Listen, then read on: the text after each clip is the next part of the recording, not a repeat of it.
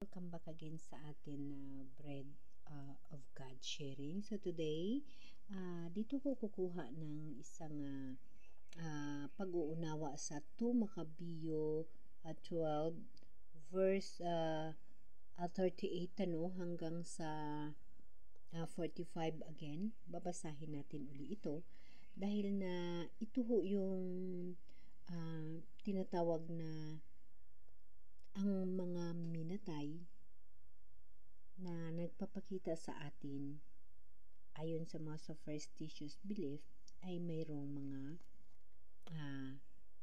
pinapaalam o mayroong pinapaabot na mensahe. So, sa previous video ko guys, na-share ko doon kung bakit ako'y nanaginip sa aking brother-in-law, And now, after that, ginagampanan ko na kung ano man ang hinihingi niya ayon sa nakikita ko at naunawaan ko dito sa 2 Makabiyo 12 verse 38 hanggang sa 45 na yun nga, once na magpakita sa atin sa panaginip natin yung mga nauna ng mga minatay natin ay may mga ibig sabihin o may mga pahiwatig sila. So yung brother-in-law ko, dasal ang hinihingi niya. So pumasok sa vision ko o sa panaginip ko in other night na saglit lamang yung kanyang pagpasok, yung aking first cousin. Yung first cousin ko na yun is kumbaga namatay sa hindi kaaya-aya na pagkamatay or tinatawag na siya ay mayroong ginawang pagkakamali sa buhay, no? So, pumasok siya sa aking vision o panaginip. So, sa mga panaginip natin, once na pumasok yung mga minatay natin, mayroon ho silang pinapahiwatig sa atin.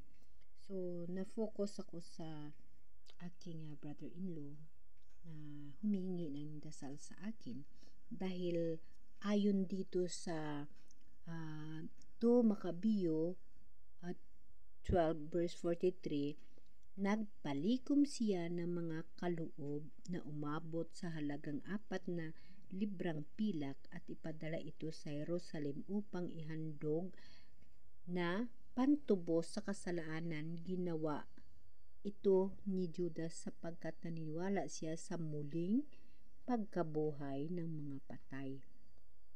No? Kung hindi magiging kahangalan lamang ang ipinanalangin pa ang mga namatay na dahil buo ang kanyang paniniwala na ang lahat ng namatay na natiling tapat ay tatanggap ng kadakilaang gantimpalang ginawa niya paghahandog na iyon upang ang pagkakasala ng mga namatay na ito ay mapatawad. So, di ba guys, napakaganda. So, ang brother-in-law ko, first time na naginip ako sa kanya, 2 times na nangyari yun. Kaya, dito ko hiningian sa Bible kay Lord Jesus Christ, sa Holy Spirit na nandito sa puso ko, kung ano ang pahiwatig. Inulit ko ito guys sa pagbasa kasi napakaganda.